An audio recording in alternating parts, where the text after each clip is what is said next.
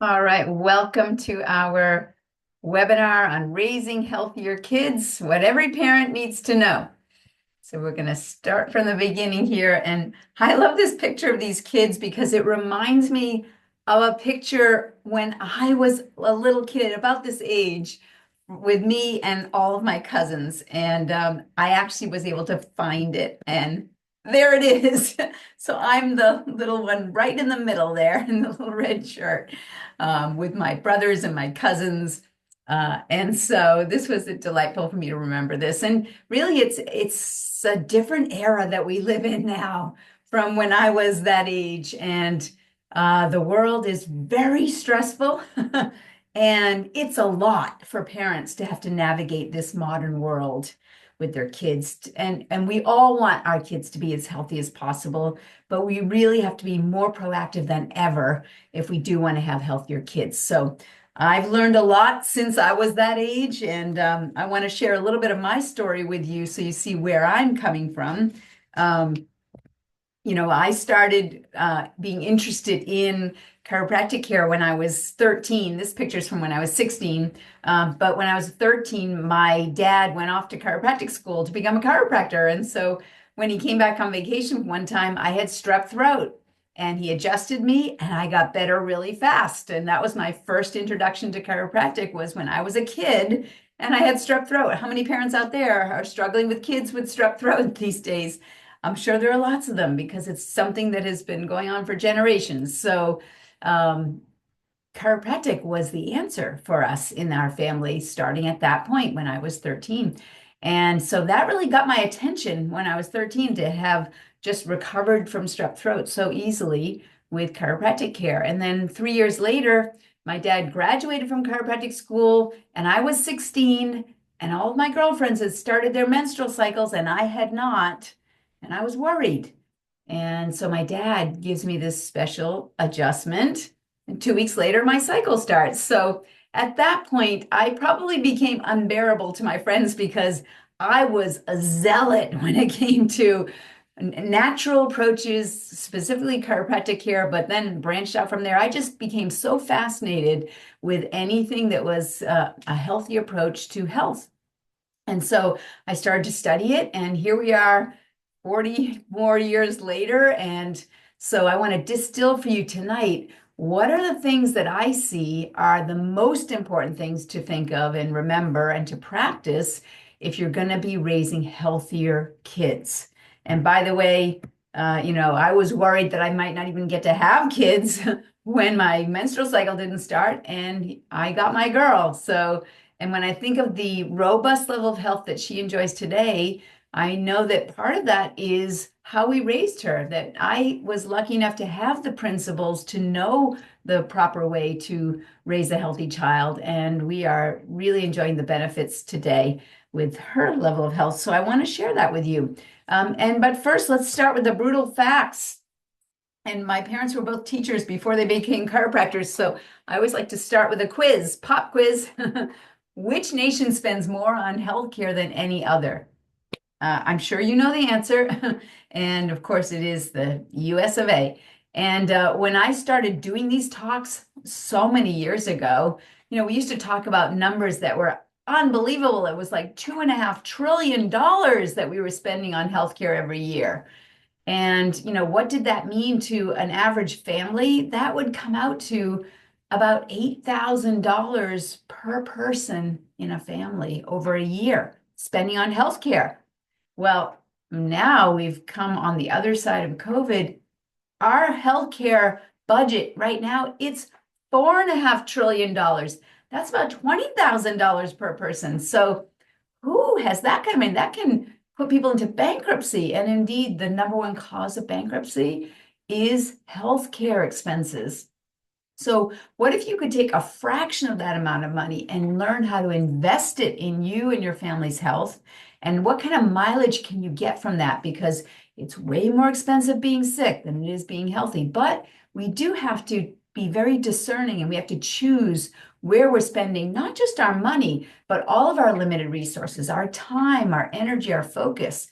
Like just trying to navigate everything that's out there as a possibility for raising your kids sometimes it can get confusing. So tonight I would like to just make it simple and go through what are the core principles, what are the core best practices so that you can navigate this with hopefully a little bit more ease. And I know that we have people from all realms watching this webinar, participating with us. So some of you are more advanced level, some of you are just starting out. And so we're going to cover all of the basics and help everybody to level it up a bit with raising your kids. So again, another pop quiz question: who takes 75% of all the prescription drugs in the world, but only takes up less than 5% of the population? Again, that is us. We win at that again. And then where does the US rate in the healthiest nations rating by the World Health Organization?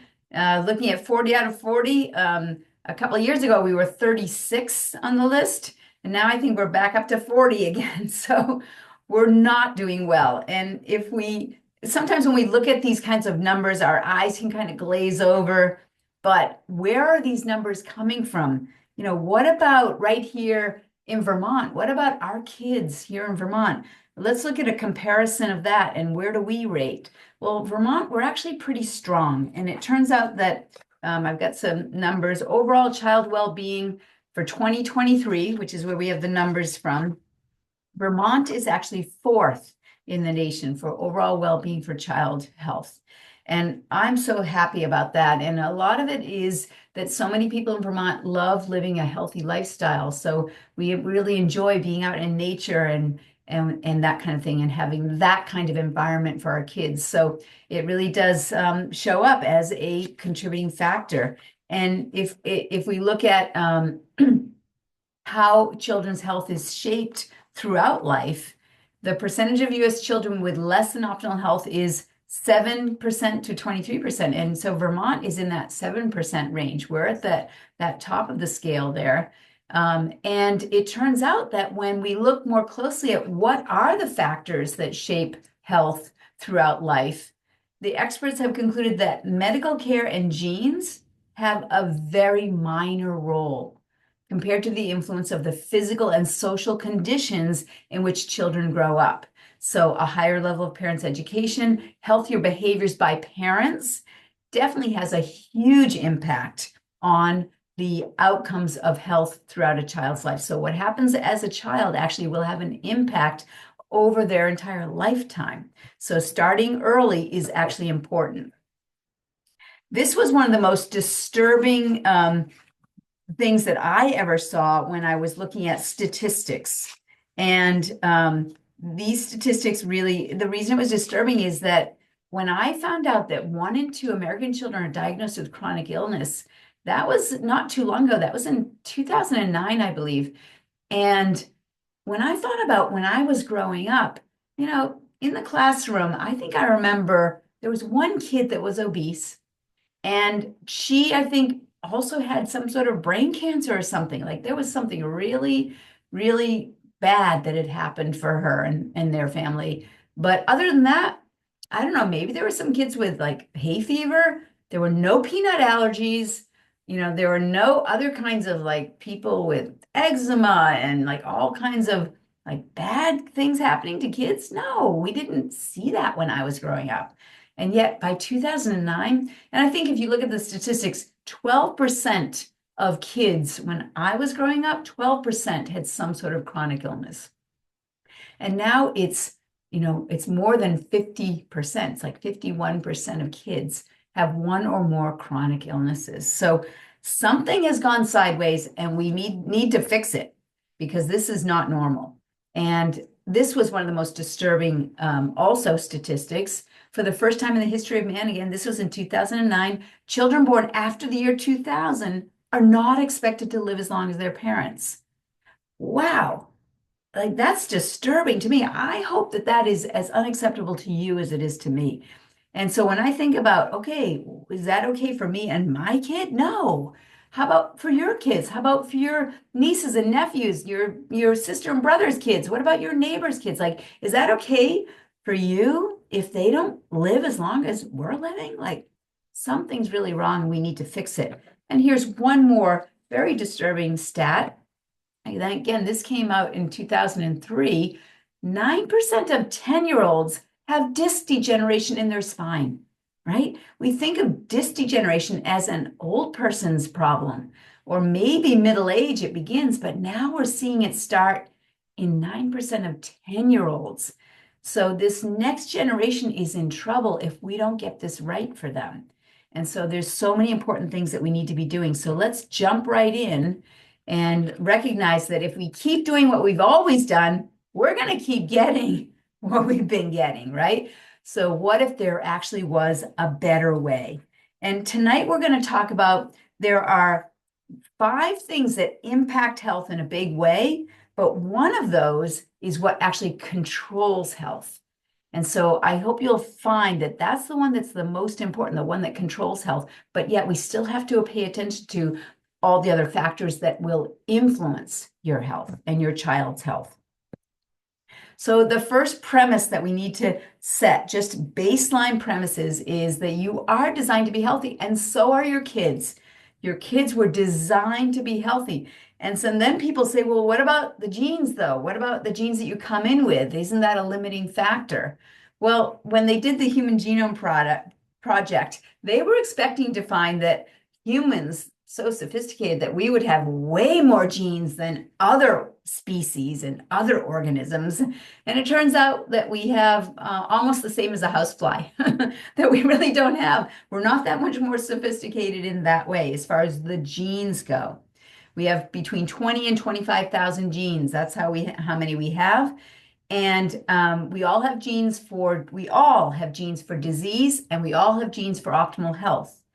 And what determines whether a gene is upregulated and activated and expressing versus dormant and not expressing, there are 2 things that will affect that: the environment and lifestyle. So what I mean by that is if you have genes that potentially set you up for higher risk of developing a certain disease, we have to look at, well, what is it that we could do that could cause that gene to not express itself? What if we could downregulate that?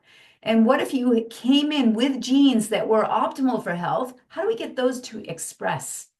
And so when we think about genes, even though we in modern world, we think, oh, there are certain genes linked to certain diseases, and if you have that gene, you're going to get that disease. That's not how it works. In fact, when I think of genes, I think of this amazing double helix that has been passed down through 3,700 generations before us of successful human beings. We wouldn't be here if our ancestors weren't successful. And so we got to inherit their genes because they were successful. The ones that weren't successful didn't make it, didn't carry on. So we get to inherit successful genes. But whether those genes are expressed and optimized, that's up to us. Because the things that will upregulate, regulate, or downregulate a gene is going to be lifestyle and environment. And what that means is it's the decisions that we make. Now, environment, we don't always have control over the environment. If you live in LA, you can't hold your breath. And we just had some big fires there, so you really can't hold your breath when you're in LA for something like that, toxic fumes. So there's certain aspects of the environment that we just can't control. But lifestyle, it's 100% our choice. And so that's where I like to spend the most energy and effort and focus is on our lifestyle choices, because that's up to us. And that actually can upregulate or downregulate your genes. So which genes are you expressing is really the question that you want to be answering, not just which genes you've inherited. Which ones are you expressing? And it is the toxicities and deficiencies that we're exposed to that will tend to upregulate the genes that are disease-causing and downregulate the optimal health genes. So I just wanted to put that into perspective. And let me just say this, that, I've studied actually quite a bit on genetics and how it affects health. And every seminar I go to, even if they talk about learning more about another gene and how it relates to health, the bottom line is that 99.6% of us have the perfect genome to express perfect health as long as we are in the right environment over time. So there's a small percentage of genes that will impact your health, that you just come in with those and you can't upregulate or downregulate them, and that's 0.4%. So things like cystic fibrosis, those kinds of things. But even folks with things like that, we can actually optimize other aspects, and we can make their journey through their life actually able to be done much more gracefully and with much more ease. But as we're talking about this, we know that how our genes express is an example of how smart our body is, that we were designed to be healthy. Our genes are the building blocks of how we are expressing our health. And your body is intelligence. It's smart. You started from two tiny cells that you can't even see. Those join together, and in 270 days, you get a new human being, right? Ready to be born into the world and to be able to adapt and function and grow. And so when I think of all the different examples of how intelligent the body is, breathing, think about that. We're going to take about 10,000 breaths today without even thinking about it. But we could actually hold our breath, but not enough to endanger ourselves, because it automatically, involuntarily kicks back in that we'll start breathing again. So breathing's amazing because it's really a superpower we have, because we can hold our breath when we need to, and then we can just be on automatic when we need to as well. Pumping our blood, right? So our heart is going to thump in our chest about 10,000 times today, again, without us even thinking about it. And we don't have to manage that. It's just on automatic pilot. And it will change depending on what our demands are. So our heart will pump faster or slower. And that variability is a sign of us adapting to our environment at very subtle levels. And that's a sign of a healthy system, one that adapts at subtle levels and not only when things have gone into a severe realm. So when I think of how smart our body is, another definition of health, I would say, would be a body that is readily and appropriately able to adapt to the stresses that you're exposed to. So that comes to digestion. You know, when we put food into our body, that's a little bit of a stress that we have to deal with. How are we going to digest this food, and in the right way, so that we can break it down, so we can get the building blocks out of it? And those building blocks we're going to turn into us, right? They will become us in exactly the way that we need it. And so digestion is an example of how smart our body is. And healing, you know, if you cut your finger, you know, you're going to heal that up, whether you put the Band-Aid on or not, it's going to heal up, and you're going to grow finger cells there. You don't grow nose cells there, you grow finger cells there. So that's that perfect design, that the body was designed to be healthy, and it's designed to heal, just part of the design. You don't have to think about any of it. It's just part of the design. And so when we think about all of the ways that our body functions, what system is responsible for controlling and coordinating the function of every other system in the body? It's the nervous system. That is the master system. And so all the intelligence in all the individual cells is coursing across the nervous system to coordinate all of that intelligence. And from the very beginning, the very first system in the embryo to develop is the nervous system, because it's in charge of controlling and coordinating every other system from that moment on until the last breath that we take. Nervous system is the master system controlling it all. And so what is it that protects our nervous system? Our spine. Our spine is our lifeline. It's the suit of armor that's protecting our brain, like a skull. The skull is the helmet that protects our brain. And then the spinal column is the suit of armor that's protecting our spinal cord. So all the messages run from the brain down through the spinal cord, out through the nerves to get to every cell in the body. And as long as the messages go out and back without interference, you get to be healthy. And that's that optimum design.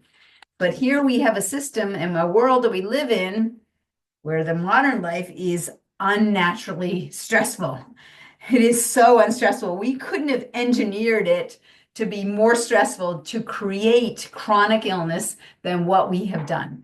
So modern life is unnaturally stressful, and everybody I talk to this year was more stressful than last year. Like every time they come up with a new thing that's supposed to add more convenience, it seems to add more stress. So modern life, it is unnaturally stressful, and we do have to reconcile that. And so when we think about our modern world, our social stress is one of the things that's up the highest.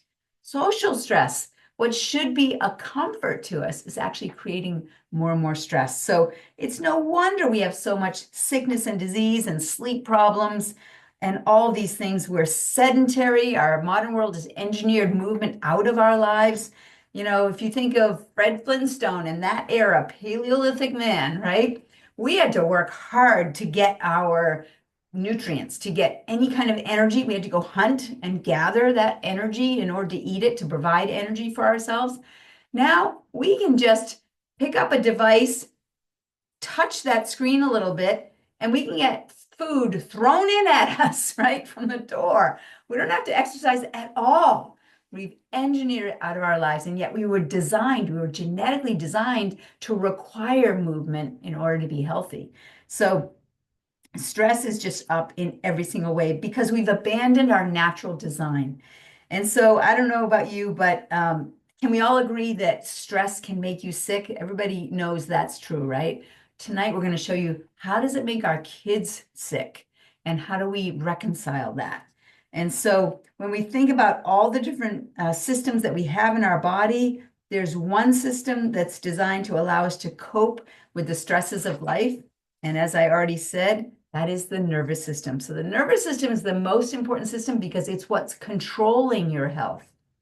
And so now we're going to look at what are all the other factors that will influence our health.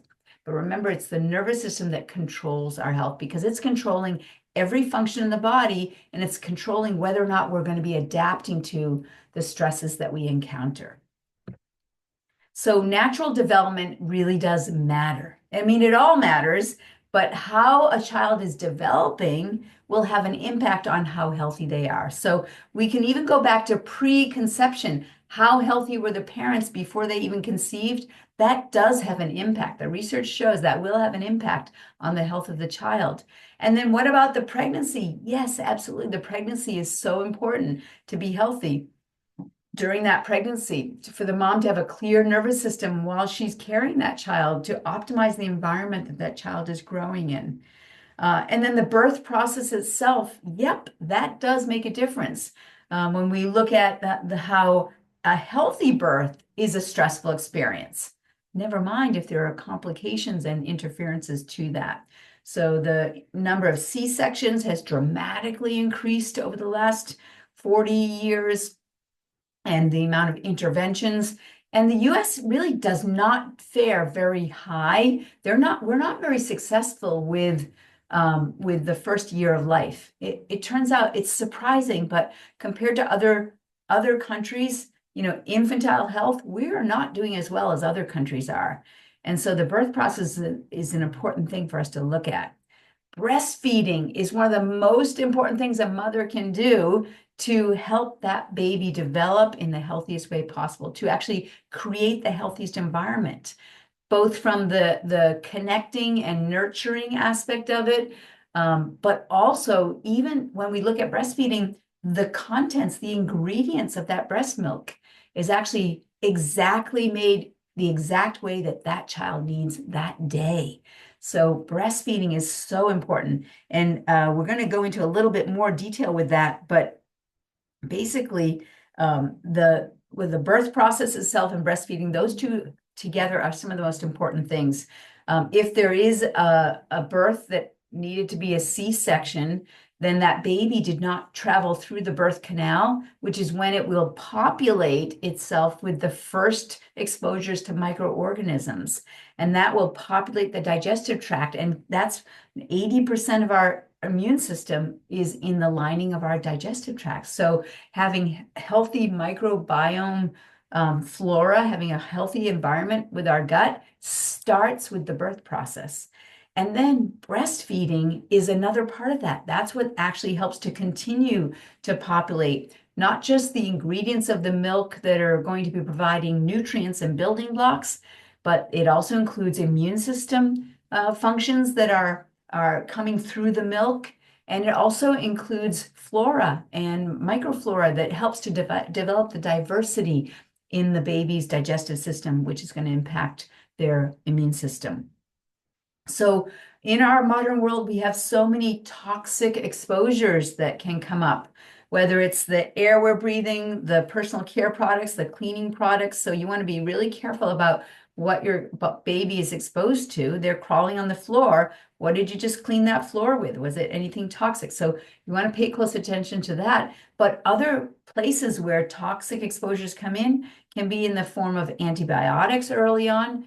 There's a concern about blindness from sexually transmitted diseases. Well, you can test the mother for that, but yet we put antibiotics in the eyes of children, of babies, just as a regular practice, when really we should not be doing that, because there's very few of those babies that are being born that have any concern about having a bacterial exposure that's going to cause blindness. So, but that initial exposure starts to interfere with the normal flora that baby needs to be developing at that time.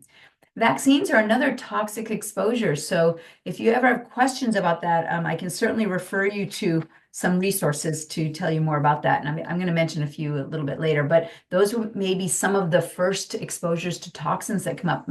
Vaccines in the past have had mercury, and modern day vaccines actually have aluminum, which is a heavy metal toxin. And there are some other toxic ingredients too to be aware of. So we look very closely at what's in that baby food and what kind of car seat are we getting. And so we should look closely at anything that's going into our child's body. Fever is really important in the development of a youngster. Fevers are important. In fact, informed pediatricians have a phrase that they use that says 103 by 3, 103 by 3. And what that phrase means is that by the time a child is 3 years old, they are meant by design to have an exposure that will trigger them to have 103-degree fever or higher. And that has to happen before they're 3 years old in order to trigger the neuroimmune system to start coordinating, so that for the rest of their life, they will have an efficiently functioning neuroimmune system. If you miss that window, then it could affect their immune system for the rest of their life. So what parent wouldn't want to know that the importance of having that 103-degree fever? Now, I know that fevers can be scary at times, and we're told all kinds of stories about, seizures, or their brain could be damaged. But the truth is, if you really look at the research, it takes 108-degree fever or heated environment to actually damage the brain. And the body actually, a baby's body does not have the capability of bringing the fever up that high. That would be a situation where a baby is left in a car in the summer and it heats up too high. That's when you can have brain damage from the body temperature not regulating itself. And if it went above 108, that's where it's dangerous. But febrile seizures, those can happen at 101, 102 degrees. It doesn't have to be only a high fever. And febrile seizures, even though they're scary, they're actually not dangerous to the brain. And it doesn't mean that child is now going to have epilepsy, which is a whole different animal. So you can just relax about that. It might be a little unnerving for that to happen, but it's not dangerous. The important thing is to keep the child hydrated. And there's one other thing about fevers that I think parents would like to know, and that is that when you have a fever, it's the body's way of increasing the frequency of the resonance of the cells. And the reason why we want to increase the frequency is that it allows calcium. If the bone cells are actually resonating at a higher level, vibrating, they can more easily kick off calcium. And when we are having a fever, our immune system needs more calcium to do its job. And so the fastest way to liberate that, to get access to it, is through a fever. So if we actually provide calcium lactate, the easiest form of calcium to absorb, it takes one enzymatic change in order to be able to get it right into the body and to start using it.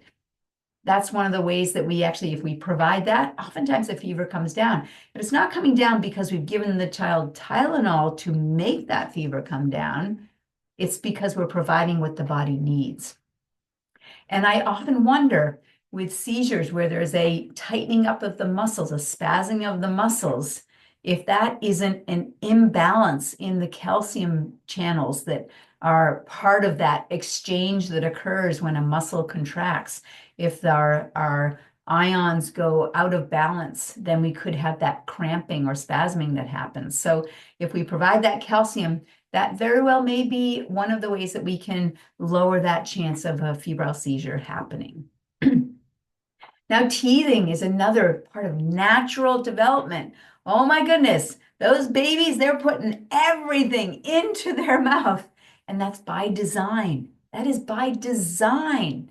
So when teething happens and they put things in their mouth, at the same time that they're trying to just, get some relief with those teeth that are trying to come in, it's also a really good time to increase the diversity in the microbiome. So we actually do want that baby to put everything into their mouth as long as it's not toxic things that go in. So of course we look very carefully at what is that, that sucky thing that they are on, or what are they chewing on? Just make sure it doesn't have red dye in it or, lead paint in it. We don't want them chewing on that.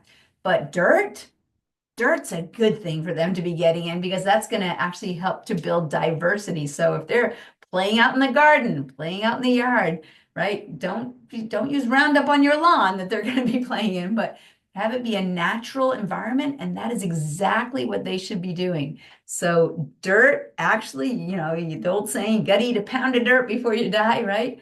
It's important for babies and children to be growing outside in nature so that they can add that diversity to their microbiome, which keeps them strong and adaptive. They're playing in the dirt. All right. Well, what else? And of course, that whole idea of playing in the dirt, it's about that microbiome. And unfortunately, there are a lot of kids that are getting multiple doses of antibiotics. And antibiotics are what are destroying that gut microbiome.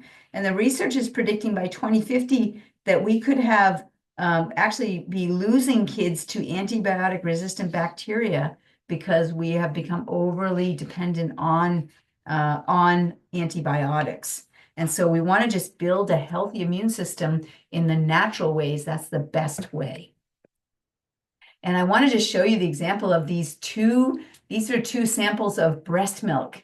And so this mother, she was pumping to put milk aside for on the days when she was away from her baby. And so the bag of milk on the left side that is more white, that is the baby nursing during the day. And then that night, the baby had a fever. And so that baby was nursing during the night with that fever. It was communicating to the mother that it needed something different. And the very next day, look at the different color of that milk. Look at that yellow color.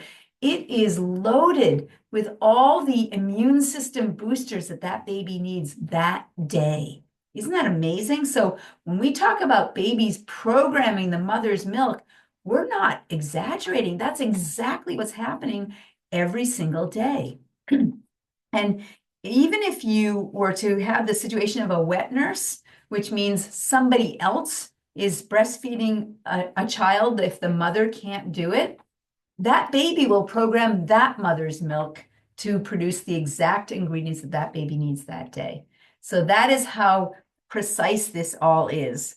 So it really does matter. And unnatural development, it also matters. So if somebody is born with a C-section, again, really important if that's what happened, to make sure the vaginal gut flora, the vaginal flora actually gets swiped into around that baby's mouth and face, because that's the way to just try to populate that microbiome in that first moment of birth when it should be happening. So that's a modern day best practice now, and not everybody knows about it and is doing it, but that's an important thing to know. Now, formula feeding, oftentimes parents are told, oh yeah, that formula has everything that your baby needs. And, oh, you're not producing enough milk, you need formula. Or just, it's not as convenient to nurse, don't worry about it. You can just use the formula. But all of what we just saw, that change in the breast milk, no, the formula is the same every single day. There's nothing that varies with it. And so if you need that precision for your baby to be healthy, the formula will not deliver that. There are ways that if for some reason you really cannot breastfeed, there are formulas that are going to be closer to what you need. But sometimes it's actually useful to go to a milk bank, because then you actually will be getting some more diversity for what that baby may need. It's not quite the same as that baby nursing and programming the milk itself, but a milk bank is another way to go, where it's going to have more of the things that we don't even know are important, right? We act like the formula, we know everything about breast milk. We don't.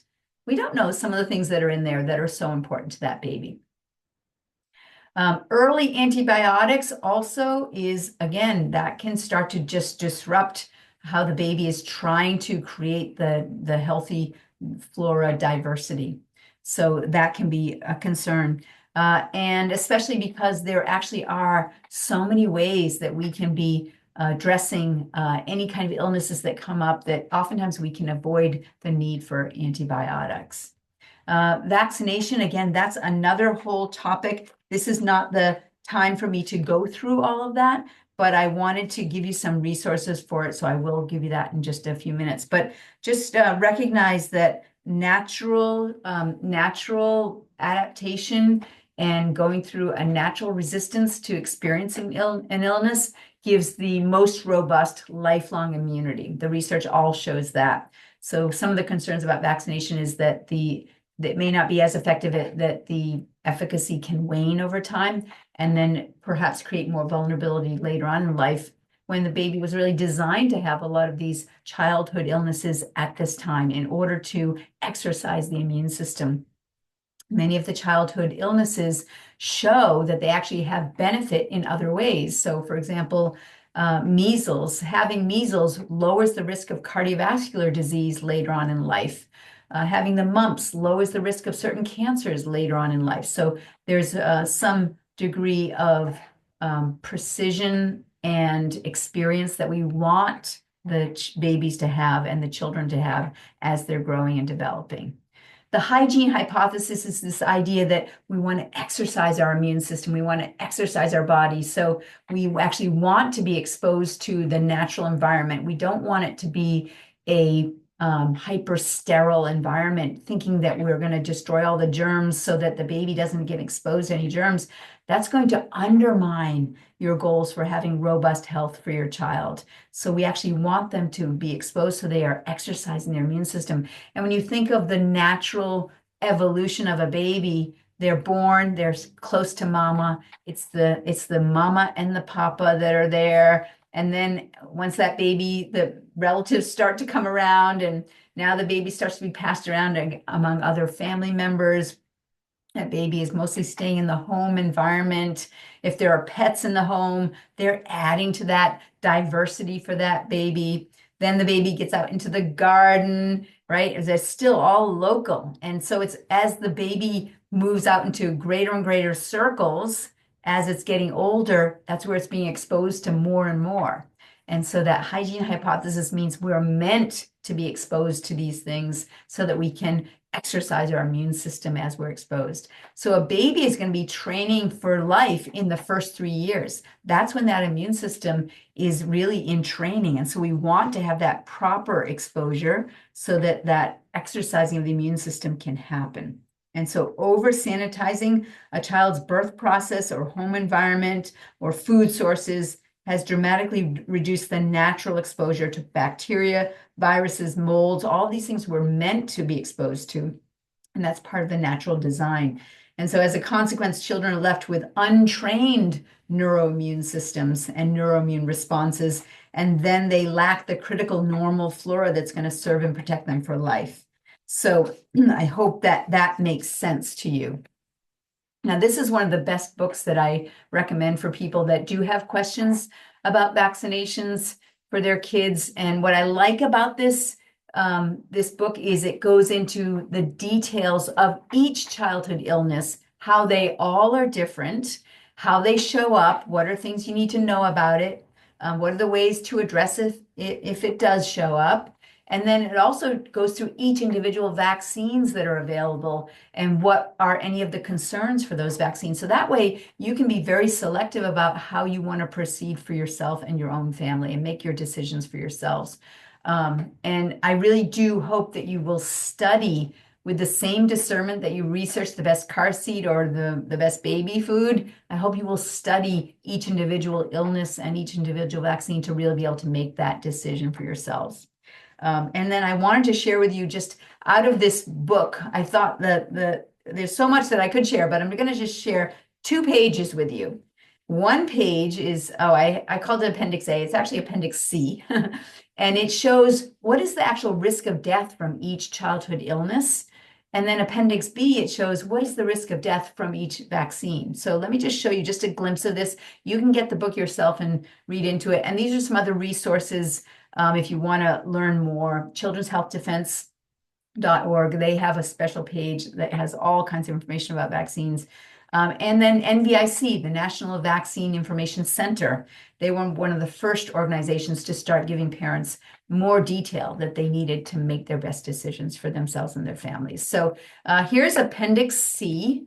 And so this is the current risk of death from childhood illnesses. So it actually goes through each individual childhood illness. So measles is a big conversation right now in our narrative, the cultural narrative right now. Well, what is the risk of death? Well, it's 1 in 106,506,000.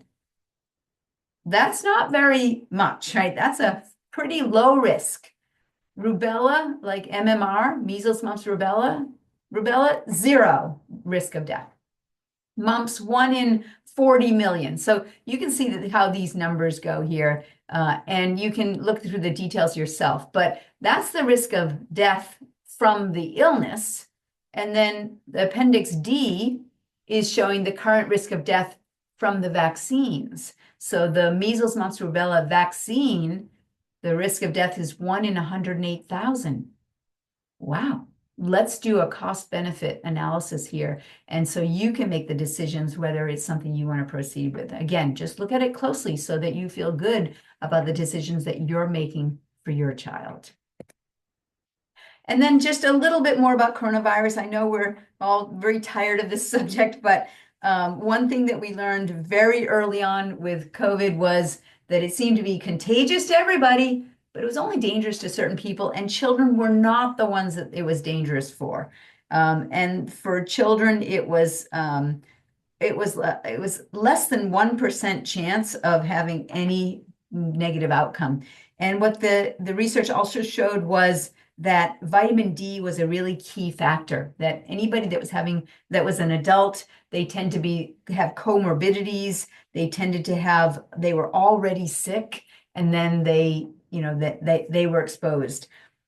So basically they were immunocompromised already, and then they were exposed. And there's more to it than that, but I wanted to just touch on it that COVID-19, it's 10 times more deadly in certain populations like the elderly who are immunocompromised.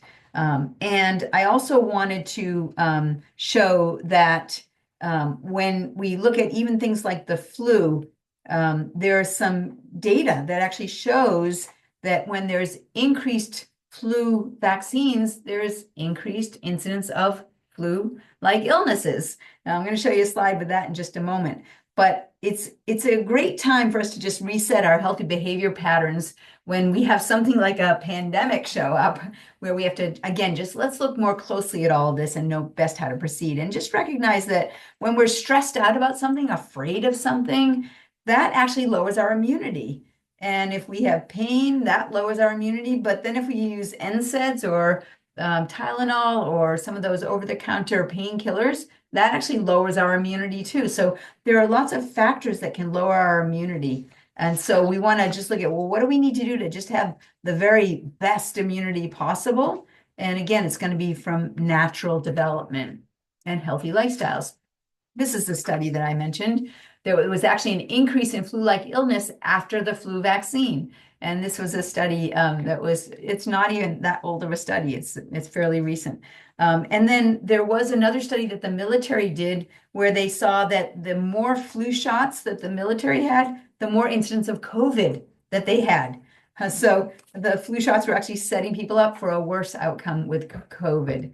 And so some of the infectious diseases that cause flu-like syndromes, there's bacterial things that cause things that look like the flu. There's viral things. And notice this is from years and years ago. Coronavirus is one of those viruses that can create a flu-like symptoms.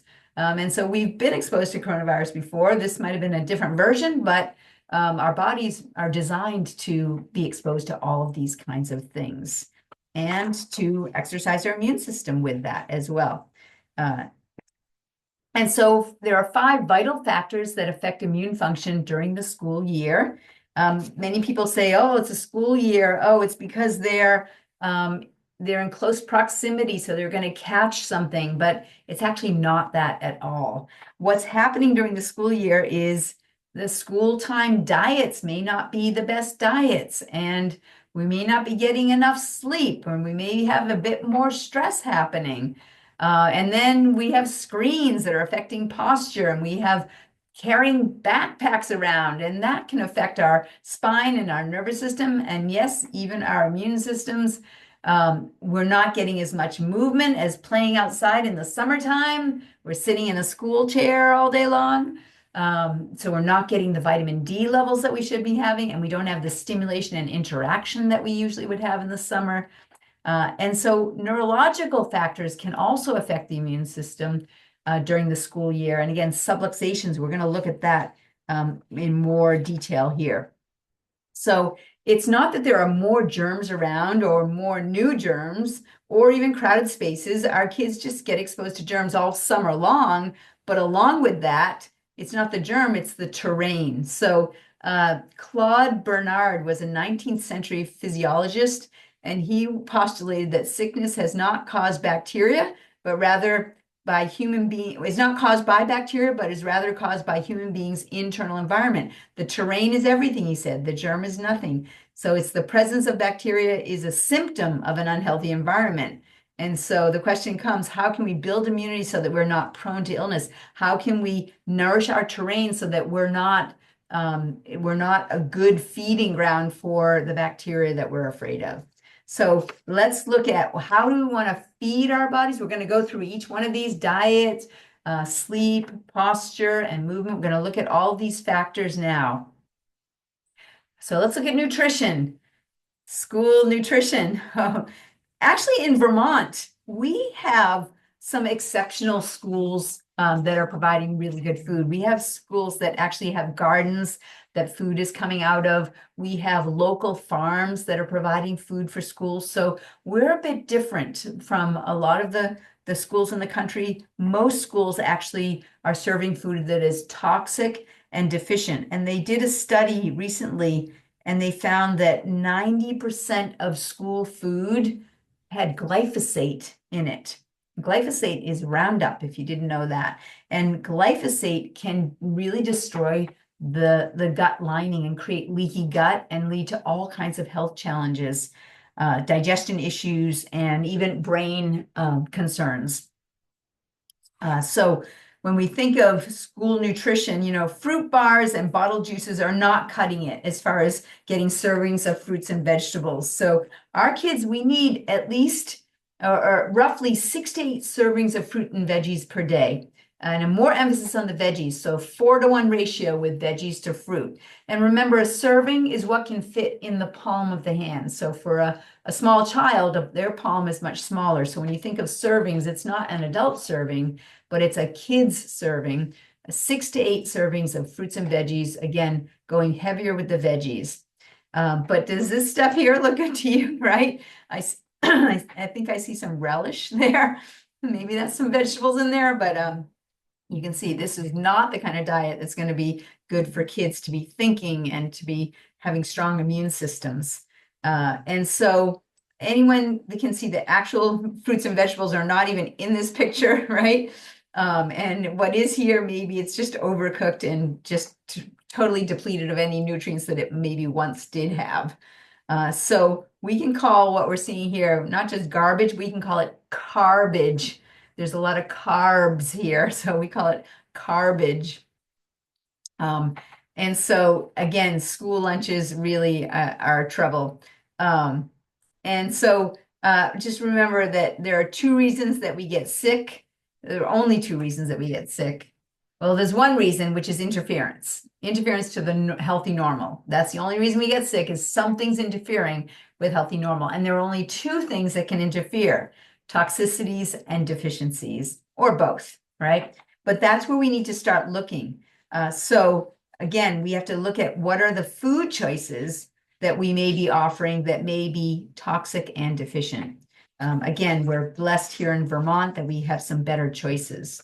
And even our hospital, UVM here in Chittenden County, they actually have a lot of local grown foods too. So how can we help, right? What can we do better here? First, make breakfast a priority. So oftentimes, oh my gosh, it's school time and oh, we're waking up too late, we're rushing, we're grabbing some sort of convenience food that's in a package that's being eaten in the car or on the way to the bus stop. So really make time for breakfast to be a priority. And then think about like, what are some healthy breakfast foods? Well, they're not going to be packaged or junk food, and it's not going to be cereal because cereal again is filled with sugar and it's a lot of carbs. So again, it's not setting the brain up and the body up for a good day. So you want to have proteins, fats, and plants. So for any food, any meal that you're serving, you want to ask the question, where are the plants? Where are the healthy fats and where are the healthy proteins? So every meal, even a snack, we should be asking that question. Smoothies are a good solution for a breakfast food to get these good things in.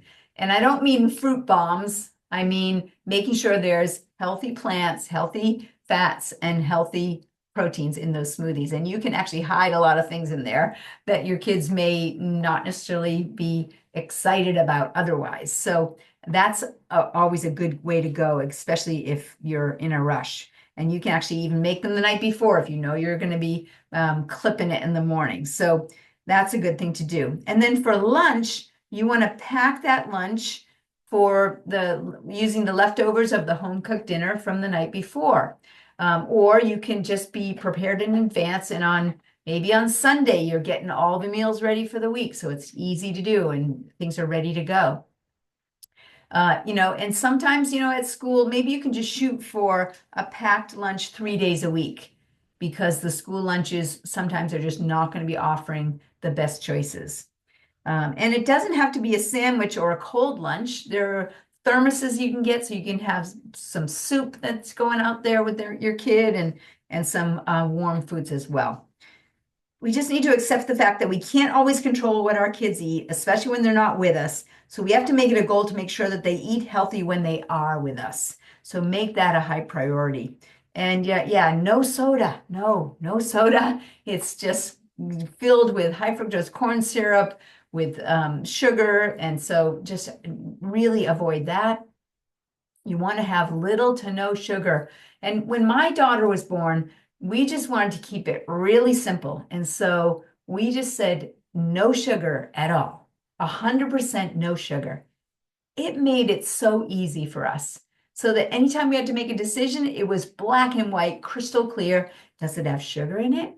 Yes, it does. No, thank you.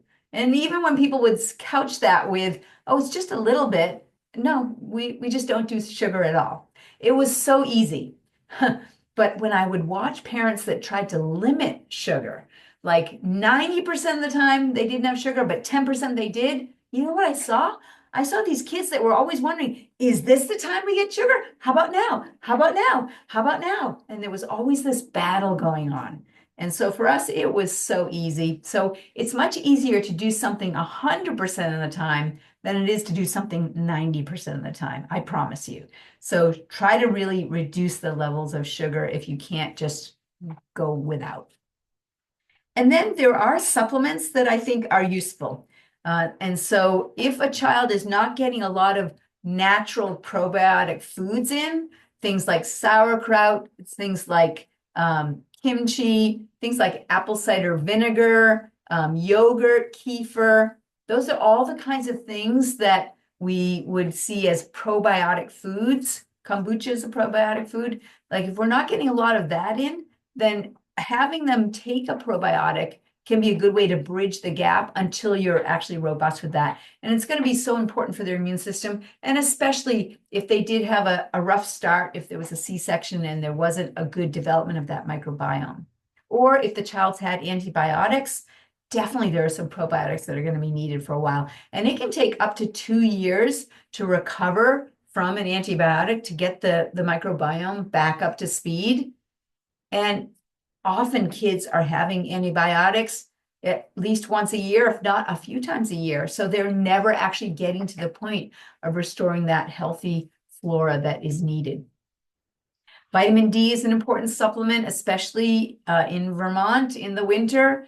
There's nobody that's going to get their vitamin D from the sun in the wintertime here in Vermont. And so I've never met a Vermonter that didn't need to do some sort of supplementation with vitamin D to have the adequate vitamin D levels. Fish oil is another great product because of the omega-3s, which are an antidote to the amount of inflammation in foods that comes in through the diet in our modern world. And you can actually get a lot of these all in one. So cod liver oil has the vitamin D in it, has vitamin A, it has vitamin K, it has the fish oil.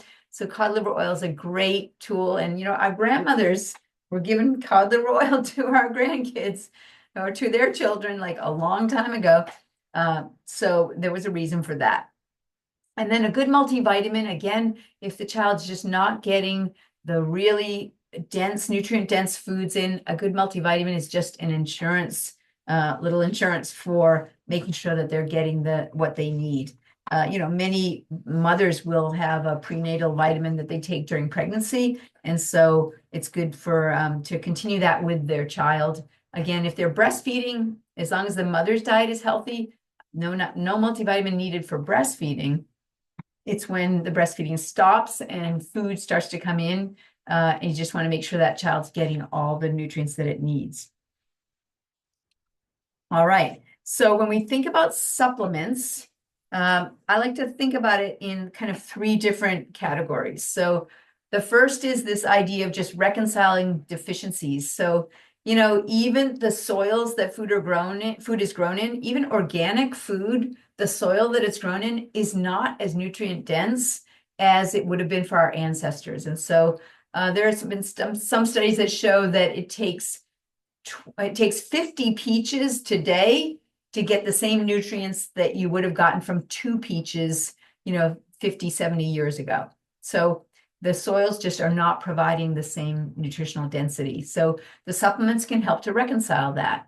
And I want you to watch out for those gummies, those multivitamins that are in the form of gummies, because they oftentimes have high fructose corn syrup, which is going to lead to obesity and brain dysfunction. It's just not good. So please avoid those. Wellness supplements, again, it's just a way to just stay boosted at a higher level. And then there are times when we just need a little extra help. So if your child is struggling with some sort of a specific symptom or childhood illness, then there can be some tissue-specific nutrients that can be very useful at that time that can help them move through it more gracefully. Some of the other supplements, again, we've already mentioned a lot of these, the omega-3 fish oil, the probiotics, vitamin C, vitamin D. And I do prefer to give children whole food-based multivitamins and supplements because they have all those cofactors that are part of it that we were meant to be getting our nutrients with the presence of those enzymes and cofactors. So, what exactly are you thinking about all these things, right? Unicorn mom, right? Is this what you're thinking about? Like this, oh no, like I have to be this perfect creature, a mythical creature, in fact, that is just juggling it all, that enjoys coffee, uninterrupted sleep, and a clean playroom, right? This is more my style. Unicorn mom that is a mother who isn't perfect, enjoys, well, I don't really enjoy alcohol myself. I like a good kombucha though, but has a sense of humor and could care less what you think, right? If we're really going to take care of our children the way we need to in this modern world, I think we have to be more of the unicorn mom that's on the right-hand side rather than this image that we can never achieve that's on that left-hand side. So I just like to get real with you about it and add a little humor in here too. And so what does it look like? What do healthy meals look like? Right? And if I'm talking about, getting rid of the garbage, what would we be feeding kids then? So again, you're asking the question, where's the plants? Where's the protein? Where's the healthy fats? And so you can see things like, frittatas with greens and bacon or ham and maybe some tomato in there. You can see there's some potato soup that you could be serving up. There's the smoothies that are going in. You see it's not just fruit that's going in there. We've got some greens going in there as well. And then we can see even healthy things like pancake mixes that are paleo mixes. So we're not giving them the carbs. We're actually giving them, it's perhaps an almond-based flour or a coconut-based flour, something like that. So we can still have bacon and avocado and pancakes with berries and cream. Delicious. We can have yogurt that's sweetened with healthy fruits and adding some nuts to them. We can have a healthy paleo granola or a granola with berries. And again, just things that are just healthier versions of things, those frittata muffins, that kind of thing. And, studies have actually shown that if you present choices to children and just let them choose on their own, they actually will choose the healthy choices. And so serving food in muffin tins was something that we often did when my girl was a toddler. And we'd put all different types of foods that she could choose from and let her choose. And it was fun for her as well. But we would only put healthy versions there. And one other thing I will mention is that sometimes when there's a new food, the child may seem like they don't like it. And if you just come to the conclusion with one exposure to a new food that, oh, my kid doesn't like that, you have to recognize that that is a genetically designed trait for children to not like new things. It's actually a survival mechanism. Because if they're out in the wild and they come across a new thing, it would be better if the parent introduced them to it, and then they would introduce them to it multiple times, and then they would get to know that, oh, this is okay.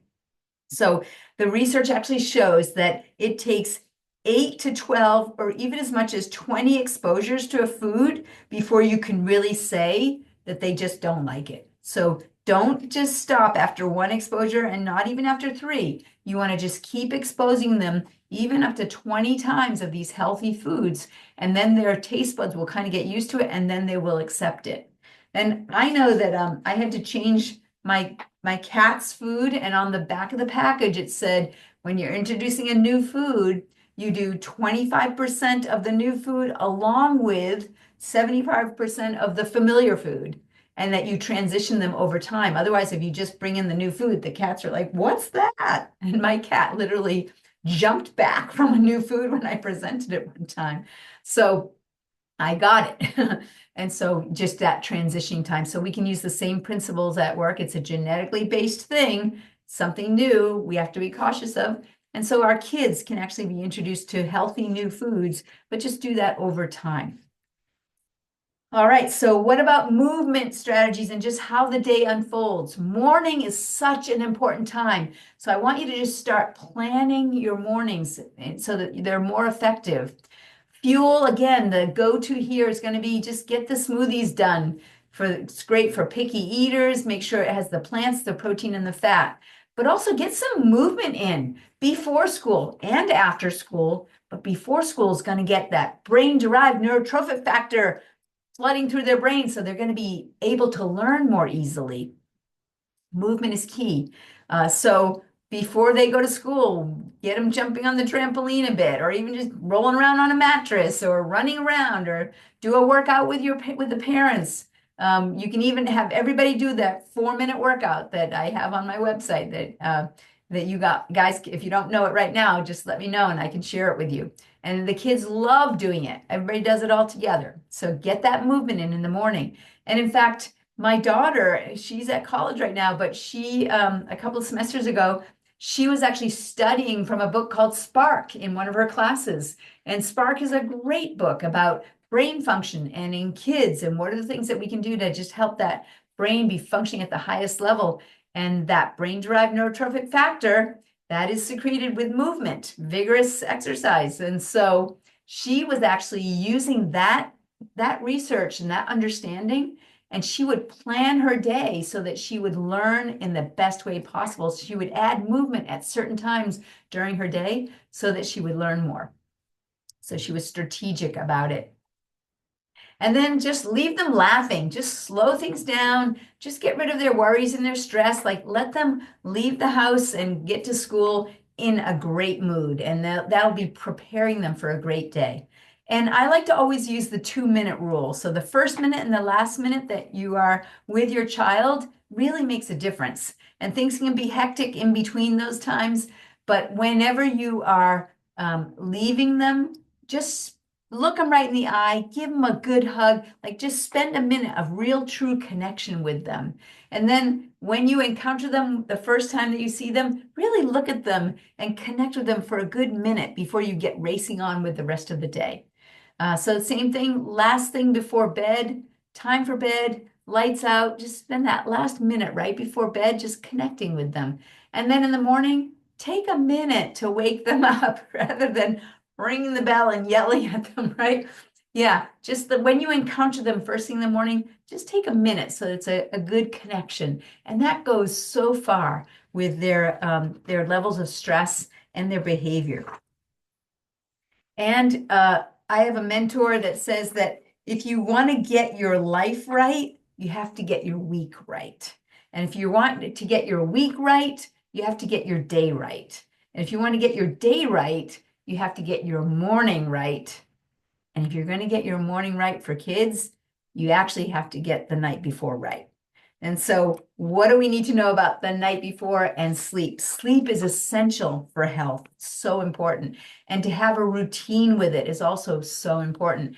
And now in this modern world of screens, we want to have at least 30 minutes of no screen time before bed. So we call it an e-fast.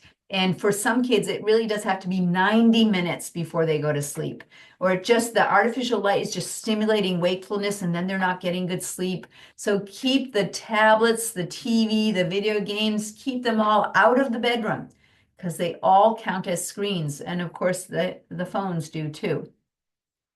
And you want that room to be dark. So I know for some reason this idea of night lights came along, but for good sleep to happen, you want it to be a very dark room, like naturally dark room. No little lights around the room that's the clock radio or the surge protector. Like just get rid of all those lights. And the best, most important time for being asleep for everybody, including our kids, is from deep sleep from 10 p.m. to 2 a.m. That means, and especially 11 p.m. to 2 a.m., right? So that means going to sleep no later than 10 p.m. for everybody. But for kids, it's got to be earlier than that because kids actually need more sleep. And we need them to get good sleep for our own sanity. So for children that are 3 to 5 years old, they need 10 to 13 hours of sleep every day out of 24 hours. So that includes naps as well. Children 6 to 12 years old need 9 to 12 hours of sleep every 24 hours. Teens, literally 13 to 18 years old, need 8 to 10 hours of sleep every 24 hours. And it turns out that teens actually do tend to have a natural rhythm where they're awake later. And so waking up early is rough for a lot of teens. And there are some schools that are looking at that based on the research, and they're trying to start school later for teens because they know that they actually do better that way. So just remember that, again, sleep is so important. And when we're awake, we're in that go, go, go realm. And when we're asleep, we're in that passive, quiet realm. And that's the integration, that's the rhythm that we need to have as a cycle. Now, a good laugh and a long sleep are the two best cures for anything. I love that, right?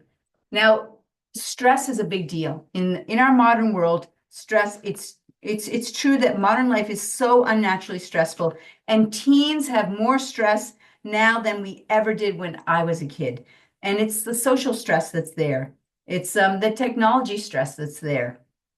And it's actually impacting younger and younger generations. So I know there have been some efforts to keep cell phones away from kids, and I think it is a really important effort. My daughter went to a school where they did not allow phones on the school grounds at all for the kids. And even in the high school she went to, the kids left their cell phones in a box when they walked into the school, and they didn't get them back until they left the school at the end of the day. And so that was a great practice for her because she's not somebody that is reliant on her phone. So again, just sharing the things that have worked for us. So it's tough because there's a lot of social validation around having a device and becoming reliant on it. But it's something really important to look at because our kids need to stop thinking that that their validation comes from who's responding to a social media post. We need to have our kids develop healthy habits, healthy relationships, and healthy ways of adapting to stress, healthy ways of dealing with stress, because stress is a part of life. And so we don't want them to be escaping or avoiding stress. We want them to learn strategies to manage it in a healthy way. And so there are some things that I think are great for kids. I don't want kids to be thinking that a pill is the solution to everything. And there are more and more kids that are being given anti-anxiety medications and antidepressant medications instead of them being able to just learn to manage stress. And I would note that there are foods that are leading to more anxiety and more depression. It can be in the foods that are eating, the toxins that are in the foods and the deficiencies. So it's so important to get that all right. But over 2 million kids are on drugs for depression. 1.5 million kids are on drugs for anxiety. So we are an over-medicated society. And so let's just support each other on ways that we can cope with stress, ways like nutrition, like exercise, like supplementation, like affirmations, prayer, even kids meditating, they can learn that. There's a technique called EFT, Emotional Freedom Technique, learning how to tap on the endpoints of acupuncture meridians. I taught that to my daughter. I used it when she was just a toddler with her, and then I taught her early on. By the time she was 6 years old, she was teaching other people how to do tapping to manage stress. And I just spoke to her last night. She's in college and she was using it this week for college because it was a rough week at college. So it's a great skill to just have. And there's a book called Gorilla Thumps and Bear Hugs that is a kid's version of EFT. So I highly recommend that as a way to introduce it to younger kids. They love it.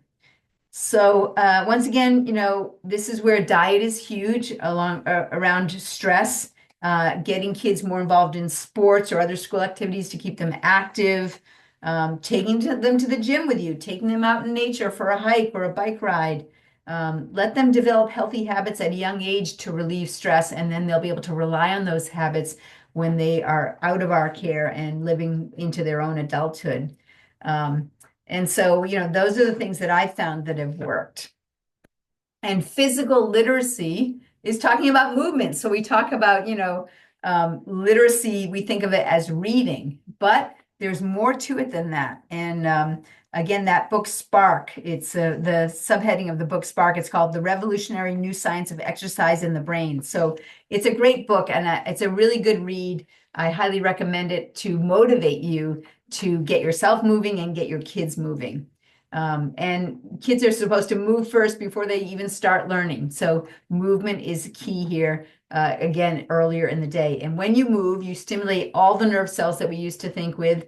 And when you stimulate those nerve cells, it gets them ready to do stuff. And that's a quote right from the book, Spark. So disease is harbored in stagnant tissues. So when we're sedentary, that disease loves sedentary.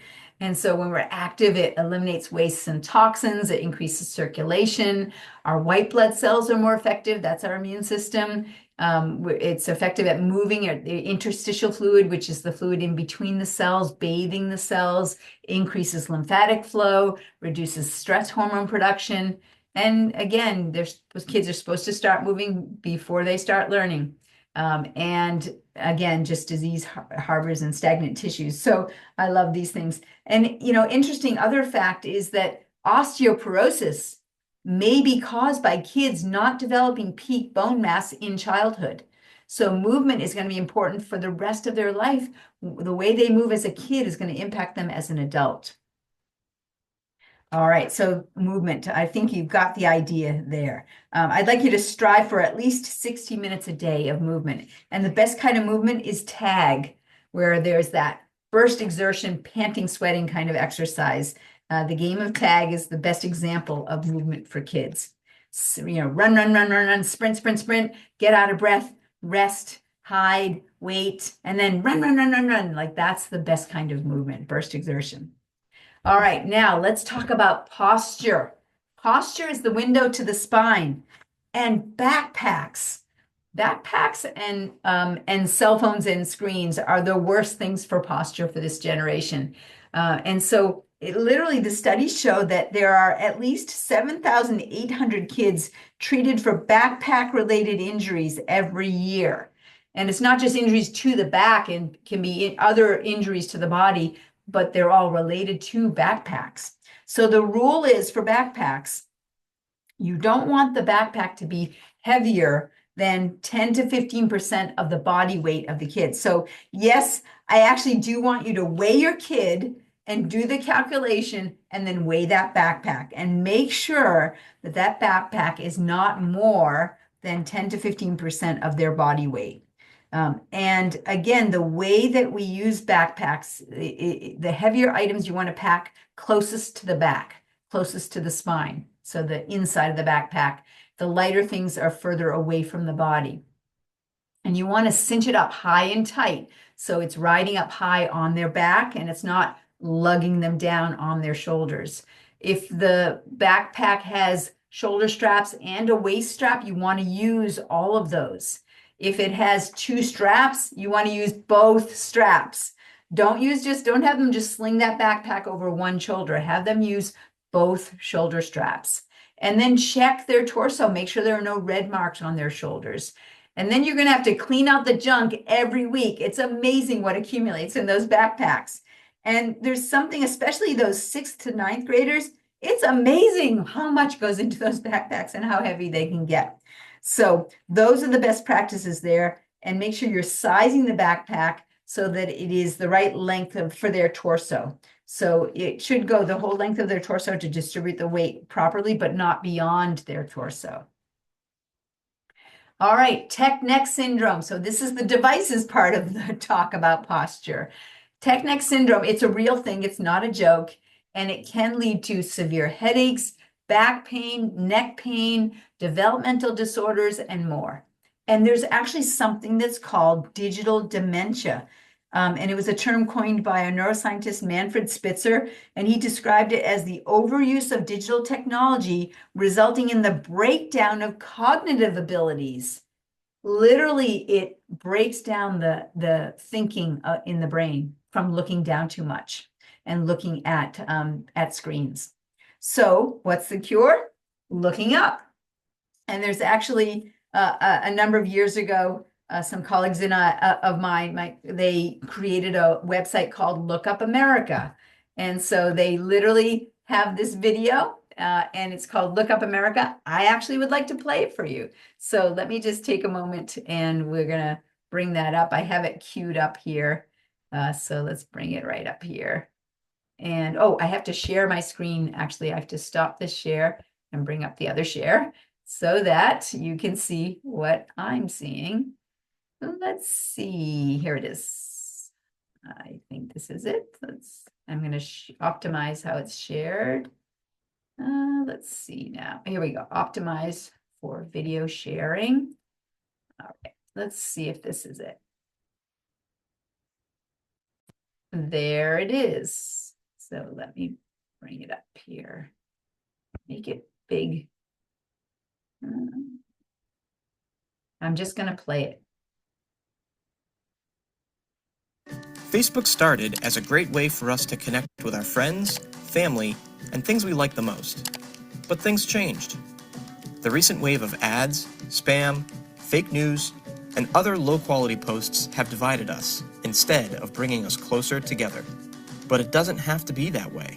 Health professionals have identified 5 steps we can all take right now to take control of our newsfeed and make Facebook a healthy, happy, and inspiring place to be. Step 1. Unfollow what makes you unhealthy. When you see a post from someone you're no longer interested in seeing posts from, simply unfollow. You can still remain friends, but you don't have to be bothered by their annoying posts anymore. Tired of political rants, braggy friends, your ex's selfies, and that one person that constantly complains?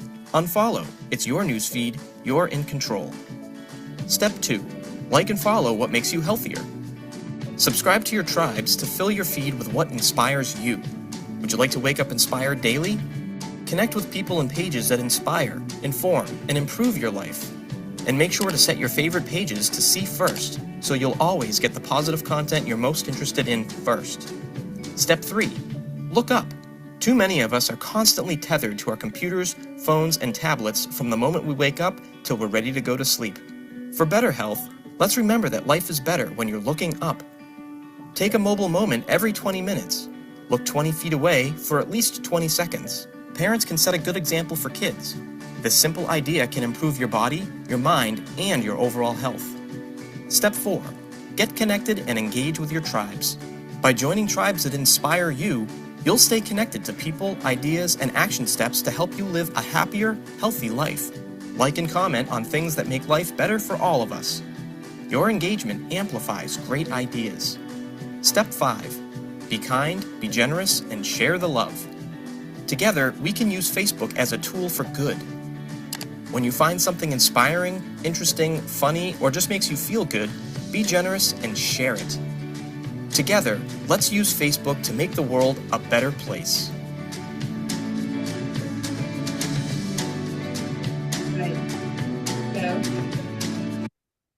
All right, so let me bring my screen share back. So I hope you noticed how bad the posture was for so many of those people that we were just looking at, that were enjoying their day and that were being nice and graceful and respectful, but their posture was terrible. So we really have to get a handle on all of that. And I know times have moved on. This was from a few years ago, but the message I think is still good.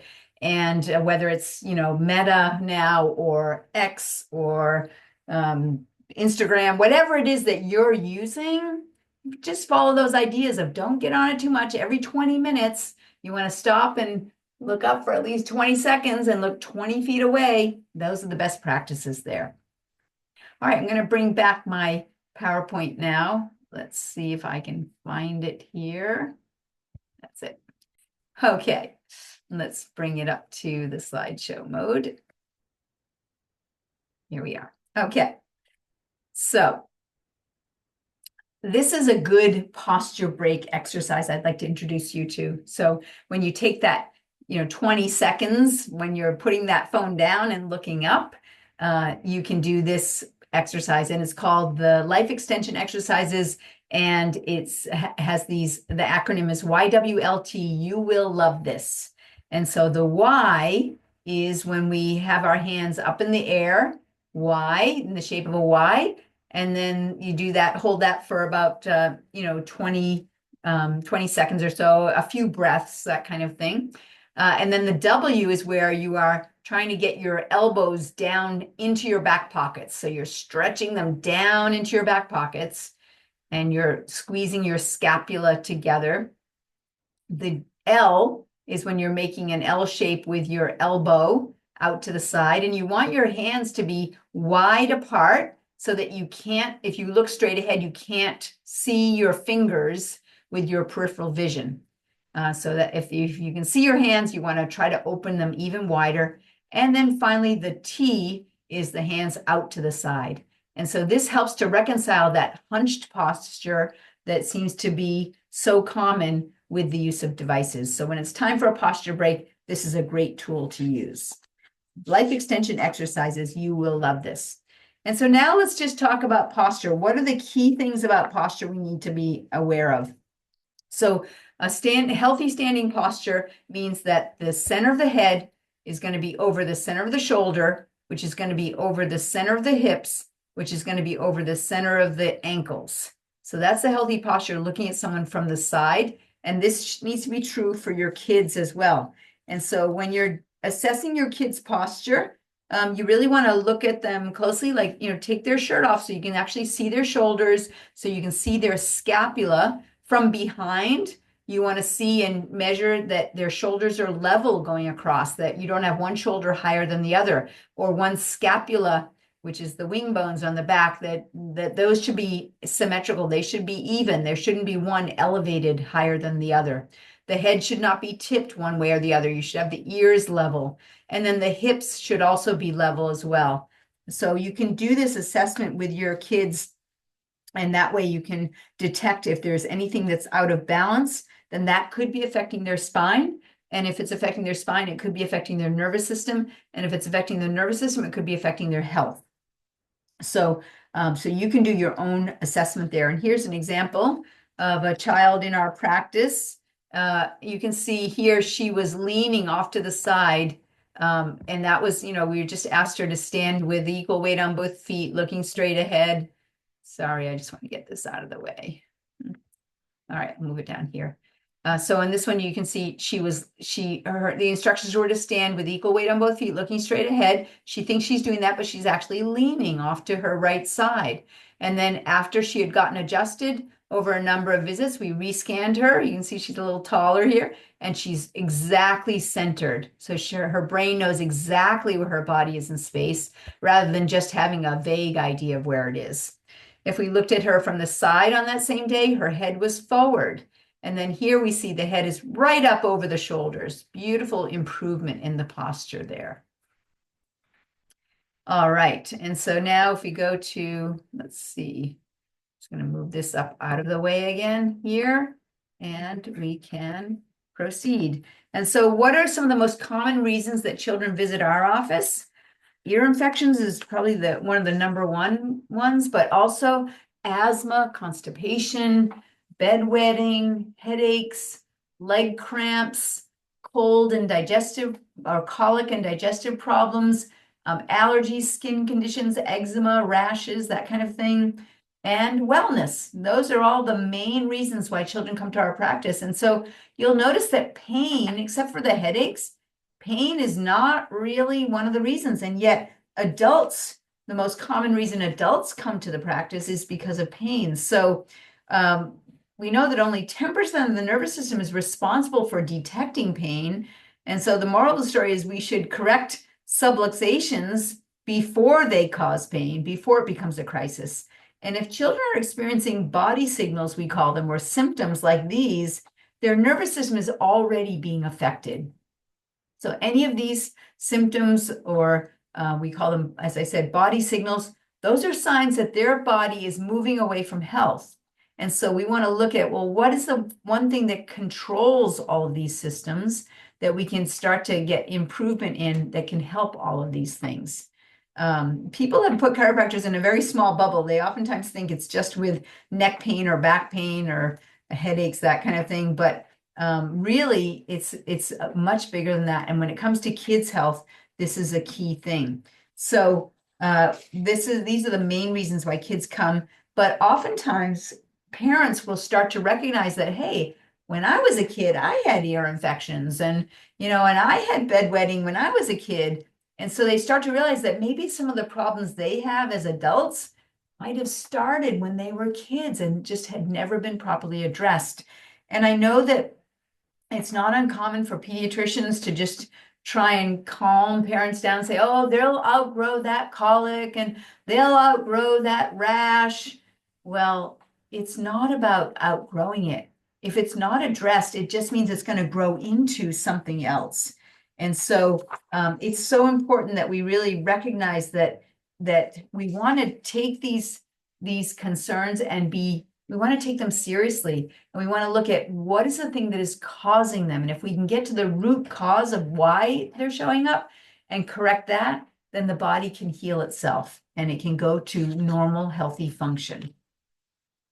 And so again, the big concepts for chiropractic are that the body is self-healing and self-regulating. The nervous system is the master control of every function in the body. When there's interference in the nervous system, the body can no longer heal and regulate properly. And misalignments within the spine, we call them subluxations, are correlated to interferences with the nervous system. And so chiropractors work to remove this interference by adjusting the spine and removing subluxations. And in our practice, we use a very light, gentle technique that we use with babies and with kids. And so kids love getting adjusted. And so let's look more closely at what this subluxation is. And so you can understand that. So a subluxation is where there is joint misalignment. And again, we just talked about so many of the things that are causing that with the poor posture, the backpacks, the falls and the injuries that kids take that are what we call macro traumas, just playing and they bump themselves. More than 50% of kids are dropped on their head in the first year of life. So those kinds of things happen. And so there are the big events that happen that can cause these joint misalignments. That then leads to soft tissue damage, which then leads to inflammation. And then that's correlated with nerve irritation. And when the nerve starts to get irritated, your smart body can spasm the muscles down around that joint to try and strap the joint down so it's minimizing the amount of irritation to the nerve. The only unfortunate part about that is that the disc that is in between the bones of the spine, that disc gets a lot of its nutrition from movement of the spine, and it removes a lot of the toxins from movement of the spine. So when we lose that movement in the spine because of muscles spasming that joint down, that joint fixation can lead to early degenerative changes. So remember we talked about that study that showed that 9% of 10-year-olds are already getting degenerative changes in their spine. It's because of uncorrected subluxations are the reason for that. And so by getting spinal checkups early on, we can prevent that from happening. But of course, it's the lifestyle that happens in between the adjustments. So really watching the posture and the use of devices and making sure that the kids are being active, they're eating well, and getting good sleep. All of those things are important.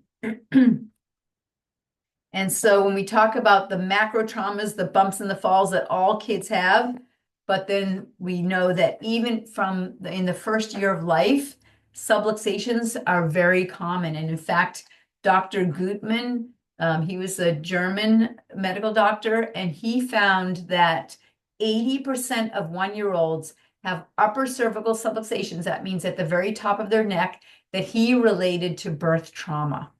And that was 80%.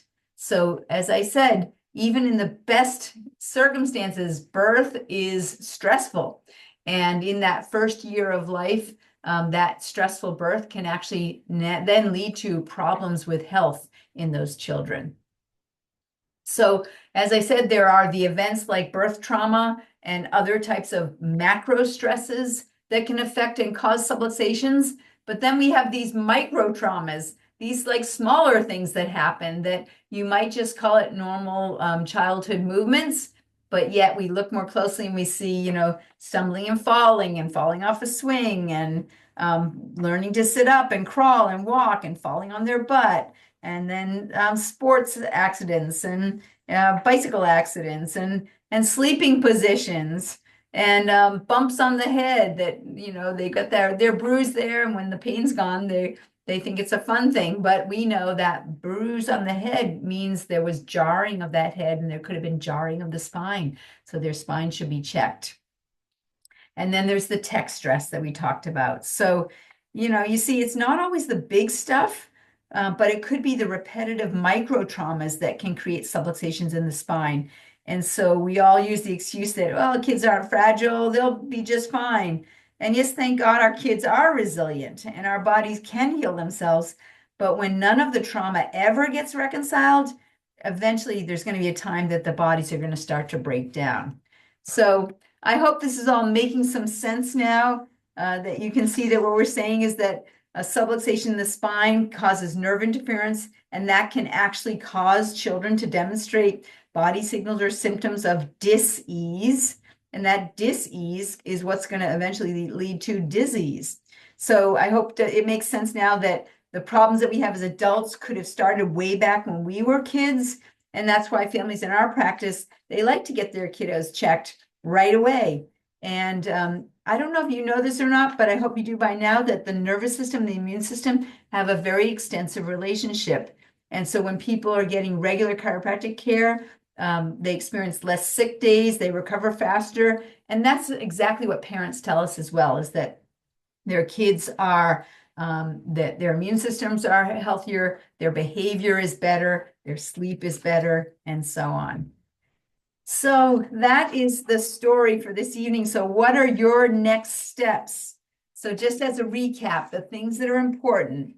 And if you're like me, you want the best health outcomes for yourselves and your family. So this is exactly the reason why I'm so glad that you were here tonight and that you're ready to take some action. So to recap, the items that are important for parents to implement immediately are: check your child's posture.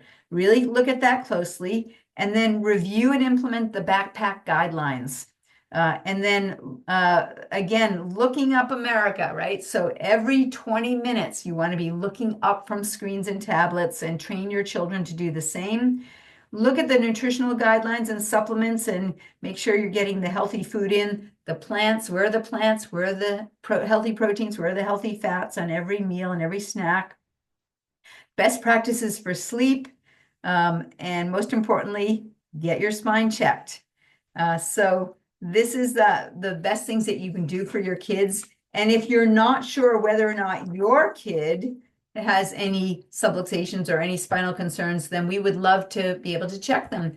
And so I want to thank you for your time and attention this evening. If you do want us to check your children, then please just send us a text that says Healthy Kids Consult, and our number is 802-985-9850. Just send us a text and we'll get you in. We can start with a phone call where we can find out what challenges you're having with your kids and what your goals are for your kids. And then from there, we can see what the best way forward is. So I look forward to meeting you in the future. And for those of you that are already in the practice, I look forward to seeing you on your next adjustment, next visit here in the office. And we do love taking care of your families, so always just let us know how we can help.